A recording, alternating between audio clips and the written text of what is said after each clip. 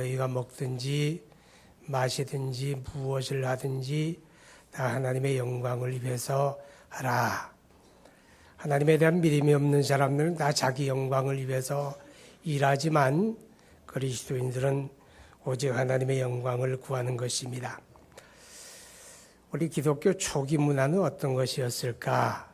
이런 궁금함이 없지 아니한데, 그런데 사실 우리가 기독교 초기 어떤 문화에 대한 것은 성경 이외에는 별로 그렇게 발견할 길이 없습니다. 왜냐하면 기독교 초기 예수님이 십자가에 죽으시는 그때로부터 주 313년 콘스탄틴 대제가 기독교를 인정하는 때까지 무려 300년 동안 기독교는 박해를 당합니다. 그러니까 박해를 피해서 땅속으로 숨어들고 산속으로 숨어들고 그러면서 신앙생활을 하다 보니까 그렇게 기독교 초기 역사나 문화에 대한 기록이나 또 유물이나 그런 것들이 별로 없어요. 지금 기독교 초기 문화라고 이야기되는 바티칸의 어떤 유물이나 또 천주교에서 이것저것 제시하는 것들, 그런 것들은 사실은 역사적인 사료로서의 가치를 인정하기 어려워요. 왜냐? 처음부터 그것들이 이게 기독교 역사에 남는 거다. 이게 예수님이 썼던 거다. 마리아가 가졌던 거다. 그런 게 아니고 적어도 4세기 이후부터 이제 기독교 어떤 역사적인 유물을 발굴하고 찾아가고 그러다 보니까 하나도 그렇게 믿을 만한 것들이 남아있지 않다. 오직 성경만이 이 기독교 초기 역사를 우리에게 전해주는 것이다. 그렇게 볼 수가 있습니다. 그런데 기독교는 그 초기부터 예루살렘 교회 시대부터 이 세상과 분명하게 다른 문화적인 구별이 있었습니다. 그러니까 사람들이 생활하는 것만 봐도 저 사람 예수 믿는구나 이렇게 보고 알 수 있도록 문화적인 구별이 분명했다 하는 것을 우리가 발견하게 되는데, 그 중에 첫째는 안식일에서 주일로 이렇게 달라졌다는 겁니다. 예루살렘 교회가 초기에는 다 유대인 그리스도인들이니까 그들이 안식일, 유대인의 안식일에도 모임을 가지고 또 주님이 부활하신 주일에도 모임을 가집니다. 유대인의 안식일은 지금의 토요일이고 그 다음 날이 주일이잖아요. 그러니까 초기에는 안식일도 모이고 주일도 모이고 그랬어요. 그러다가 얼마 지나지 않아서 그리스도인들은 오직 주일에 모임을 갖게 됩니다. 놀라운 것은 어떤 유력한 사람들이 나서가지고 우리 그리스도인들은 그리스도가 부활하신 주일을 성수하자 이렇게 주장한 일이 없다는 겁니다. 아무도 그런 주장을 안 했어요. 그리고 또 예루살렘 사도회의가 모여가지고 우리 그리스도인들은 주일을 지키자 이렇게 회의를 모여서 결정한 일이 없어요.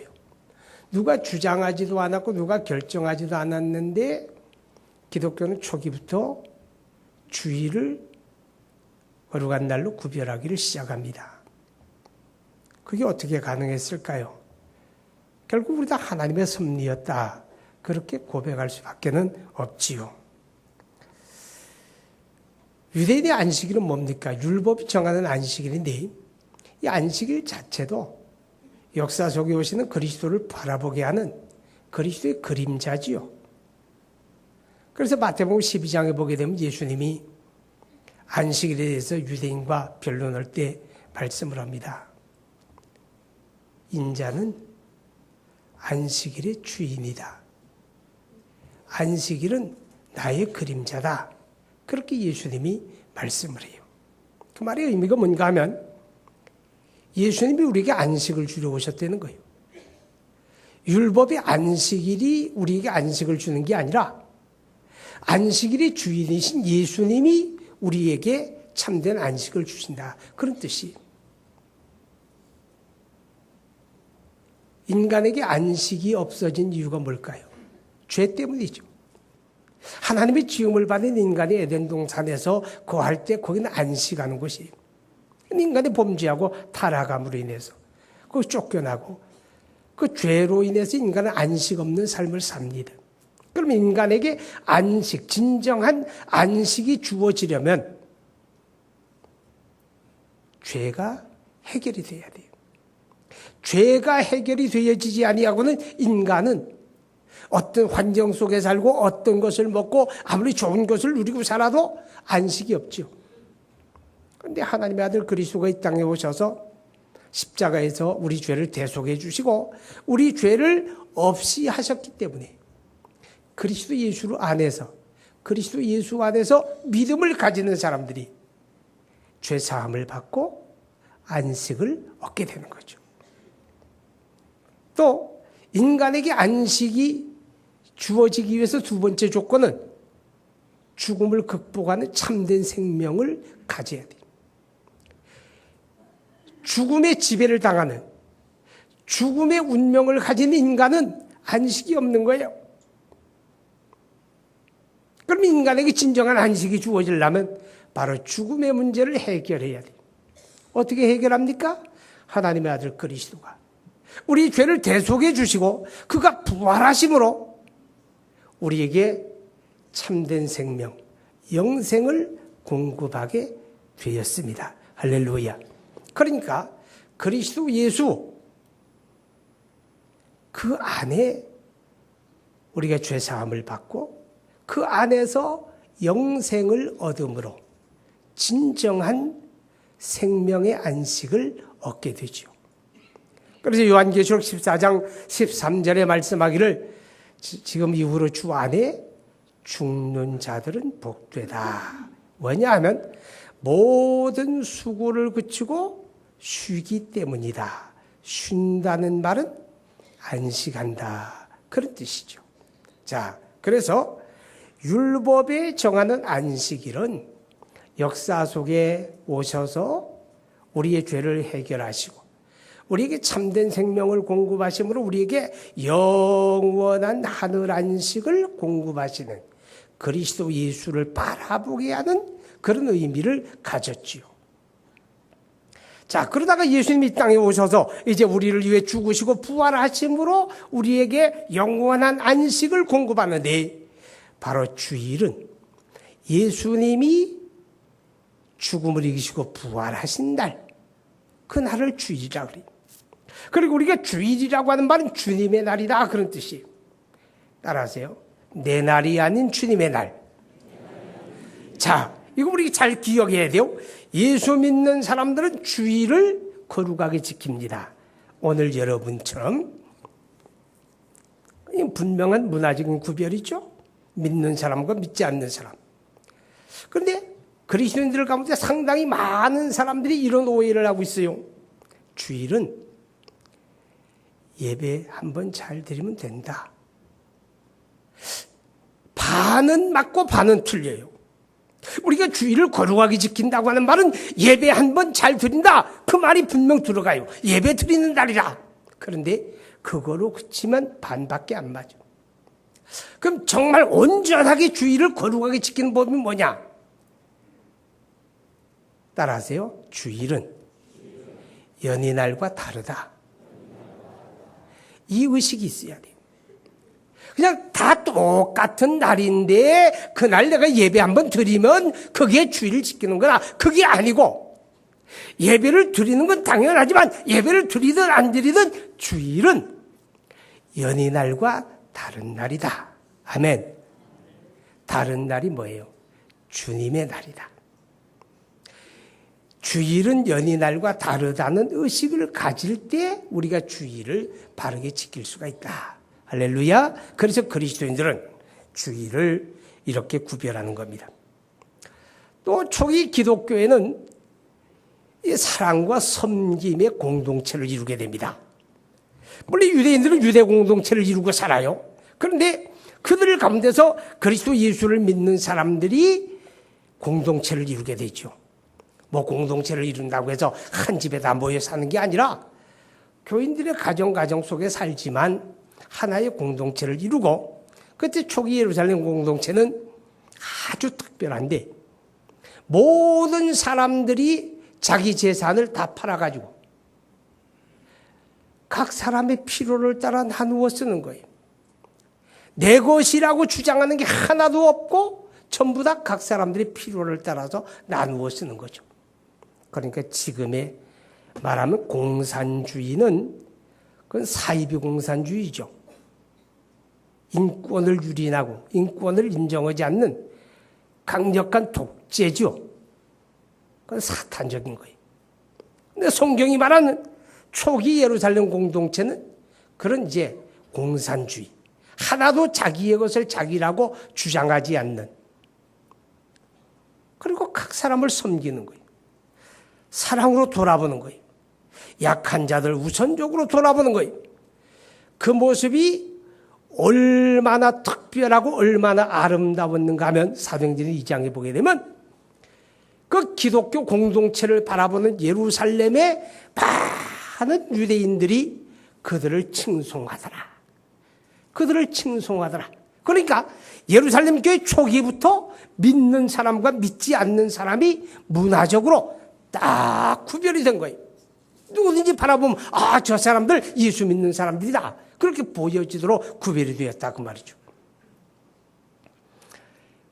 그리고 또 다른 게 있었는데 율법적인 생활에서 복음적인 생활로 바뀌어지는 겁니다. 지금까지는 유대인들이 유대 공동체 속에서 유대인의 율법을 따라서 율법의 지배를 받고 율법 아래 살아요. 그런데 기독교인들은 그 율법을 지키는 사람들이 아니라 복음적인 삶을 사는 사람들. 자, 오늘 성경 본문에는 이제 그 문제를 다룹니다. 복음이 예루살렘을 벗어났어요. 온 유대로 번졌어요. 사마리아 땅에 갔어요. 그 다음에 수리아 땅으로 갔어요. 안디옥까지. 그 다음에 소아시아 지역으로 번져나갑니다. 오랜 시간 속에 된 게 삽시간에 막 번져나가요. 삽시간에 번져나가는데 그러다 보니까 문제가 생겼어요. 그래서 그 문제를 어떻게 해결할 거냐. 그래서 예루살렘의 교회 지도자들이 모인 거예요. 사도회의가 모인 거예요. 지금으로 말하면 기독교 총회가 모인 거예요. 그래서 모여가지고 지금 이 복음이 전파되어지는 과정 속에 발생한 이 문제를 어떻게 정리할 거냐. 이제 그걸 의논하는 그런 자리였습니다. 여기 두 가지가 나와요. 그 두 가지가 굉장히 중요한 문화적인 이슈인데 하나는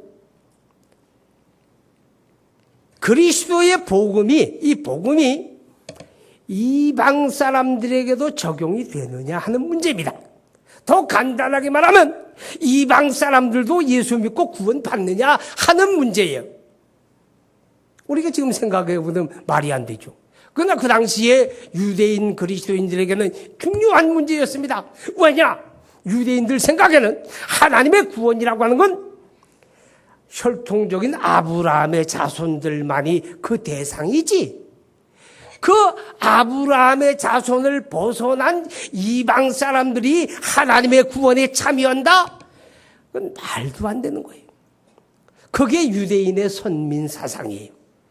그들의 강력한 선민의식과 그 선민의식에 의한 편견이 야, 어떻게 하나님의 구원이 이방 사람들에게 적용이 될 수가 있느냐 하는 문제를 낳게 됩니다. 예수 믿으면서도 세속적인 편견을 깨지 못하는 사람들 더러 있는데 그거 깨야 돼요. 이 세속적인 편견을 깨야만 우리가 복음 안에서의 자유를 누리는 거예요. 할렐루야. 그래서 예루살렘 총회가 모였습니다. 자, 모여가지고 지금 보고를 하는데 바울과 빌립이 이렇게 이야기합니다. 우리가 이방에 나가 복음을 전하는데 하나님이 유대인과 이방인을 차별하지 않더라 그 말이에요. 이 복음을 믿고 구원받는 일에 유대인과 이방인의 차별이 없었다. 하나님이 차별하지 않았다. 뭘 보면 아느냐? 우리가 전파하는데 그들이 막 회개하고 예수 믿더라. 그리고 우리에게 나타났던 그런 표적들이 그들에게 동일하게 표적이 나타나더라. 이렇게 보고를 해요. 그랬더니 사도 베드로가 거들어 놨습니다. 맞아. 나도 이방 사람 고넬료의 집에 가 복음을 전했는데 내가 가고 싶어 간 게 아니다. 하나님께서 그렇게 인도하셔서 내가 그 집에 갔고 가서 그리스도의 십자가와 부활의 복음을 전했더니 그들이 기다렸다는 듯이 그 복음을 받아들이고 믿더라. 그리고 그 순간 우리에게 임하셨던 성령이 그들을 차별치 않으시고 그들에게 임하더라. 그러니 하나님이 하나님의 구원을 유대인과 이방인을 차별치 않으셨다. 이렇게 보고를 합니다. 그랬더니 예루살렘 총회의 의장이었던 야고보라고 하는 사람이 일어나서 지금 이 두 사람의 이야기를 들으니 그것이 성경적으로 맞다. 그렇게 얘기해요. 자, 오늘 성경에 보게 되면 이제 14절에 하나님이 처음으로 이방인 중에서 자기 이름을 위한 백성을 취하시려고 그들을 돌보신 것을 시몬이 말하였으니, 시몬은 베드로예요.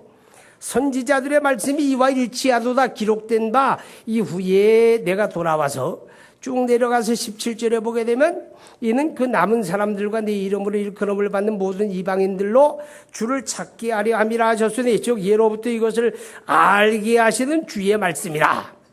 그러니까 이방 사람들이 복음 듣고 구원받는 게 갑작스러운 일도 아니고 우연한 일도 아니고 이미 성경을 통해서 하나님의 섭리였다. 하나님의 작정하심이었다. 그리고 선지자들을 통해서 미리 말씀한 대로 되어졌구나. 그러니까 우리가 이 문제에 대해서 갑론을박할 게 아니라 받아들일 뿐이다. 할렐루야. 이렇게 이제 결론이 내려지게 됩니다. 그 다음에 두 번째 문제가 있었습니다. 그 두 번째 문제가 뭔가 하면, 그러면 이방 사람들이 예수 믿고 구원받는 거 인정하자. 그럴지라도 이방 그리스도인들도 우리처럼 율법을 지켜야 한다. 이게 유대인들의 주장이에요. 이방 그리스도인들도 우리처럼 율법을 지켜서 할례를 받고 안식일을 지키고 전례를 행하고 절기를 지키고 우리와 똑같이 율법을 지켜야 한다. 이렇게 유대 그리스도인들이 주장을 합니다. 자, 이 문제 어떻게 할 거냐? 그래서 결론이 납니다. 무슨 결론입니까? 우리가 보니 우리가 율법을 지켜서 구원받는 게 아니다. 유대인이든 이방 사람이든 모두 다 그리스도 예수를 믿음으로 구원받았다. 할렐루야. 그렇기 때문에 우리가 이방인이든 유대인이든 예수 믿음으로 구원받았다면 구원받은 그리스도인은 율법으로부터 자유하다. 아멘. 이렇게 결론이 납니다. 율법으로부터 자유하다. 그런데 다만 예수 믿는 이방 그리스도인들도 이것만은 지키게 하자. 이것만은 지키게 하자. 그렇게 결정합니다. 자, 20절 보세요. 20절. 시작. 다만 우상의 더러운 것과 음행과 목매어 죽인 것과 피를 멀리하라고 편지하는 것이 옳으니. 자, 여기서 이제 몇 가지가 나오는데 이거는 뭐 십계명을 지켜라 그런 문제도 아니고 또 새로운 율법을 지켜라 그런 것도 아니고 이건 뭐냐? 예수 믿는 사람들도 이게 이제 그 이방의 풍습, 이방 문화로부터 구별되라 그 말이에요. 이방 사회의 보편적인 문화를 받아들이지 말고 새로운 문화로 살아라 그 얘기입니다. 그러면 우상의 더러운 것이라고 하는 말이 무슨 뜻인가 하면 계명에서 우상 숭배하지 말라고 되어 있지만 당시의 이방 사회는 아주 우상 문화가 창궐을 해요.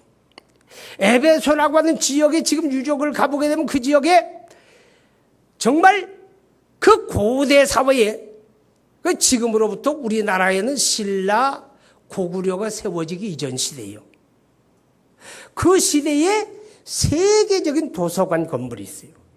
돌로 지은 세계적인 도서관 건물이 있어요. 그러니까 그 당시에 거기는 헬라 철학이 꽃을 피우던 때예요. 가장 지혜와 지식이 모인 자리가 거기예요. 그런데 아이러니하게도 거기에 아주 음란한 우상을 섬기는 아데미라고 하는 신전이 또 도시 가운데 또 서 있었어요. 그래서 그 아데미 신전 우상을 섬기는 사람들은 그게 아주 음란한 우상이거든요.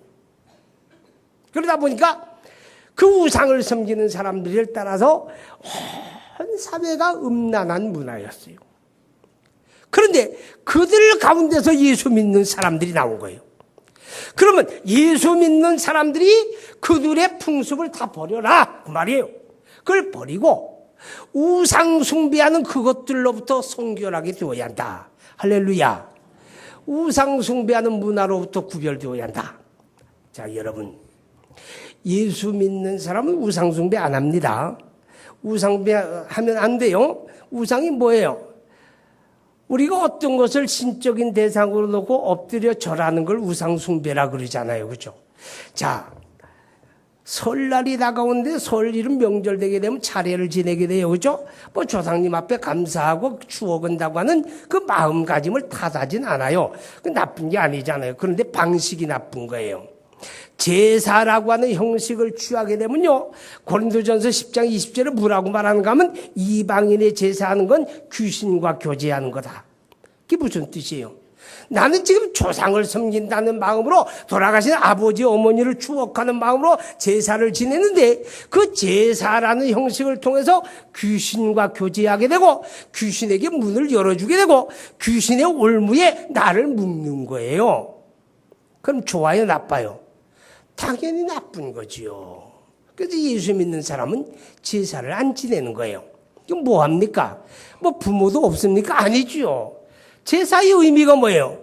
돌아가신 부모님을 추억하는 거예요. 그죠? 그분이 평소에 살아생전에 우리에게 무엇을 가르치고 무엇을 남겨주었나? 그 추억하는 거예요. 우리도 참 부모님의 유지를 받들어서 바르게 살자. 그 마음 가지는 거예요. 이 형제들이 가족이 모여서 서로 형제됨을 우애를 나누고 서로 격려하는 자리, 그 의미잖아요. 그죠?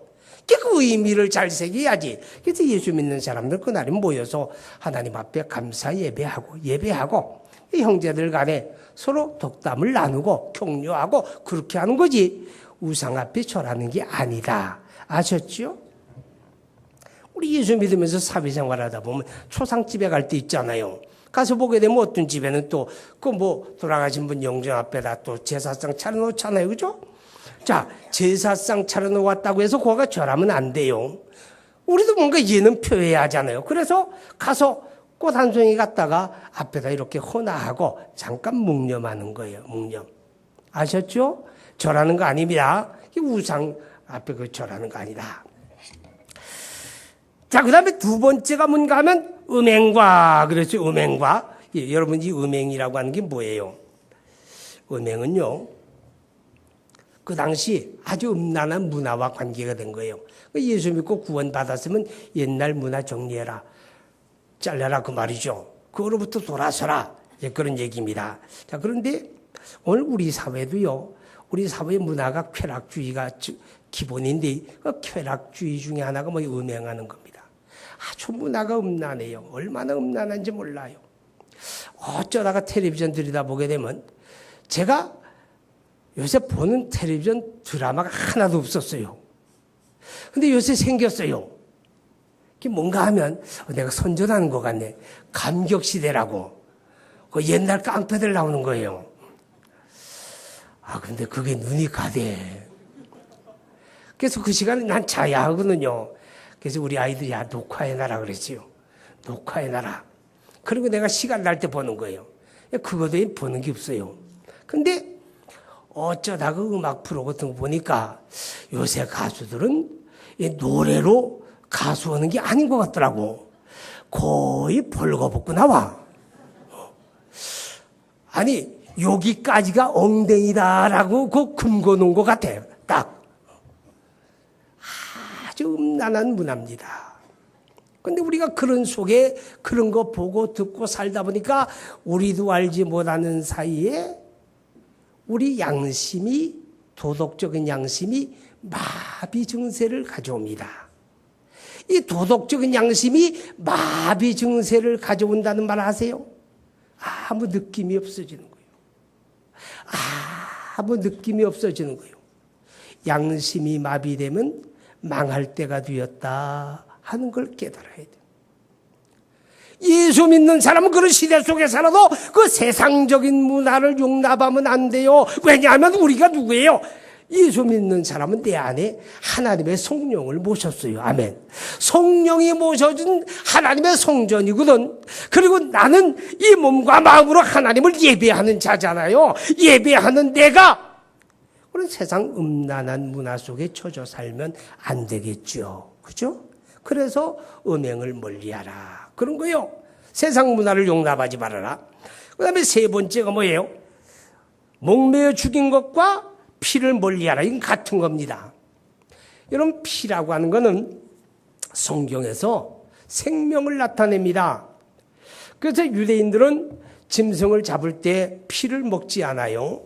반드시 짐승을 잡아서 피를, 목을 따서 피를 땅에다 쏟아요. 피를 쏟아요. 피를 쏟는다고 고기 속에 피가 다 빠진다, 그런 의미 아니에요. 무슨 뜻이냐? 생명의 주권자를 존중한다고 말이에요. 생명의 주권자가 누구예요? 사람이 아니고 하나님이에요.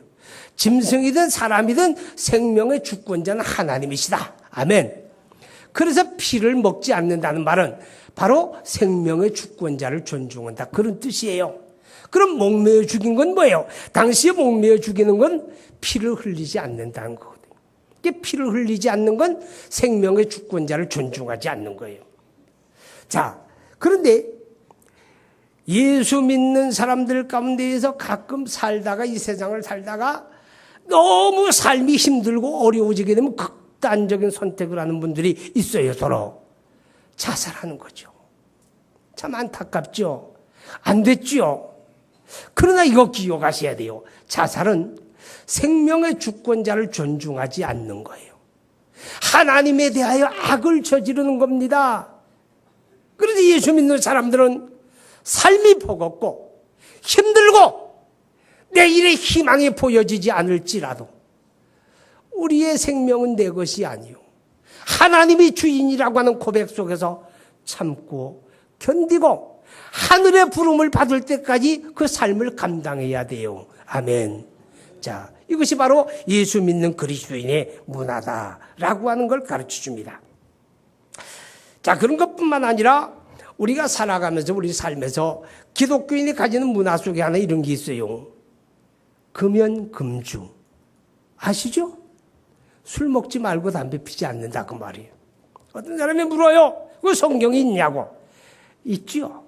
담배란 말이 있냐고. 없지요. 맞아요.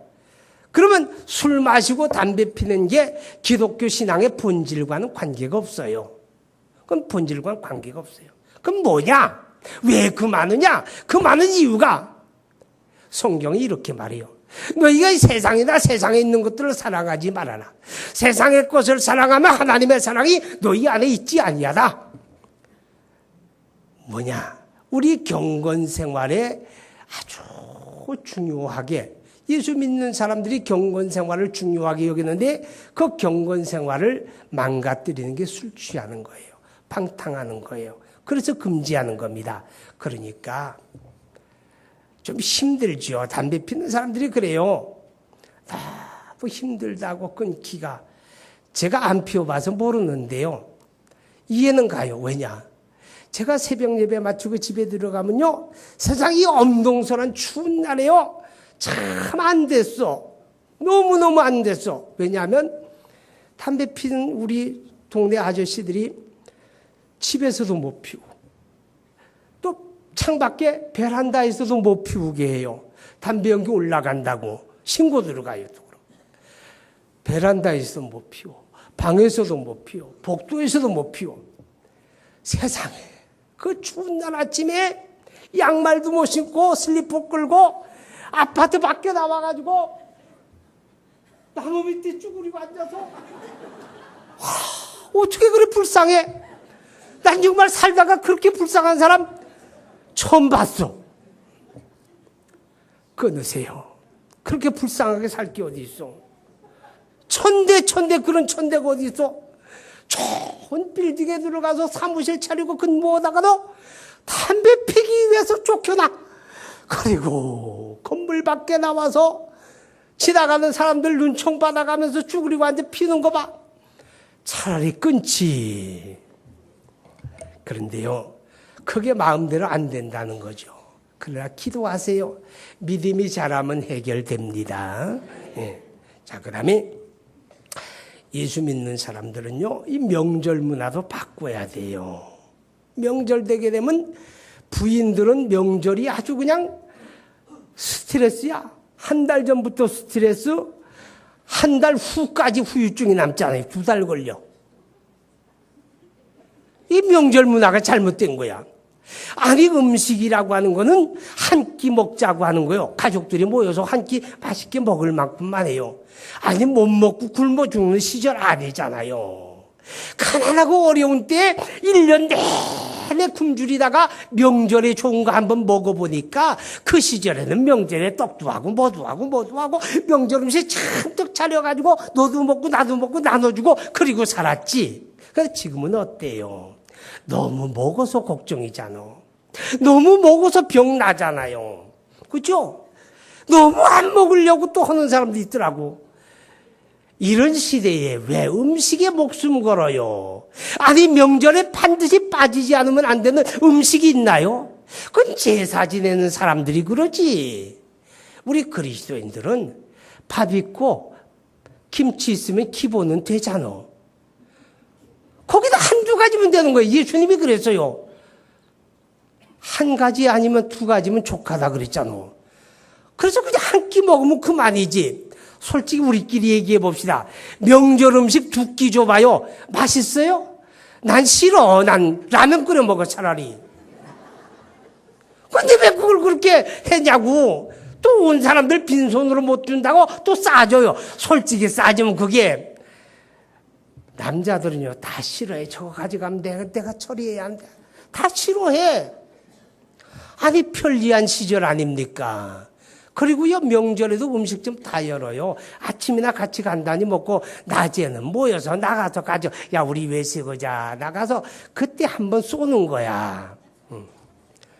좀 편히 삽시다. 그리고 모여서 하나님 앞에 가정 예배 드리고, 예배 모범 만들어 놨으니 가져다가 설날 아침에 가정 예배 드리고, 그리고 덕담하시고, 덕담하지, 야, 너 언제 직장 갈 거냐. 이런 소리 하지 마세요. 너 대학 가긴 갈 거냐? 요딴 소리도 하지 마세요. 원수 됩니다. 야, 너는 시집은 언제 갈 거야? 이런 것도 묻지 마세요. 그건 지가 알아서 오는 거야. 그건. 그런 건 묻지 말고 그저 건강이나 해라. 올해도 예수 잘 믿자. 주일 잘 지키자. 우리 예배 시간 늦지 말자. 요런 덕담해야지. 그리고 아멘 하게 되면 그게 복이 되는 거야. 그 명절이 그래서 서로 얼굴 만나면 즐겁고 행복하고 좋아지고, 아이고, 너 많이 힘들구나. 내가 너 위해 기도할게. 용기 잃지 마라. 그게 끝이 아니야. 뭐 이렇게 덕담해야지. 할렐루야. 아, 그래, 명절에 모이고 싶은 거 아니에요. 우리 명절 문화도 바꿉시다. 예수 믿는 사람과 안 믿는 사람은 문화적인 구별이 되어야 그게 진짜가 되는 겁니다. 끝. 기도합니다. 우리 하나님 아버지, 은혜를 감사합니다. 기독교인들은 기독교인의 문화를 가지고 살아야 우리의 삶을 통해서 하나님의 영광을 드러내고 하나님 앞에 합당한 영광을 돌리는데, 우리가 세상 속에 살면서 세상 문화를 답습하다 보니 우리가 믿는 사람으로서의 증거와 표를 나타내지 못할 때가 많습니다. 하나님, 우리가 성경에서 보듯이 기독교는 초기부터 문화적인 구별이 분명했다는 것을 깨닫습니다. 하나님, 우리가 그리스도인의 문화를 가꾸어 갈 줄 알게 하여 주옵소서.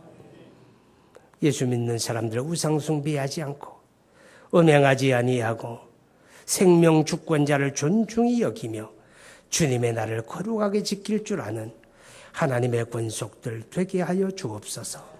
예수님 이름으로 기도하옵나이다. 아멘.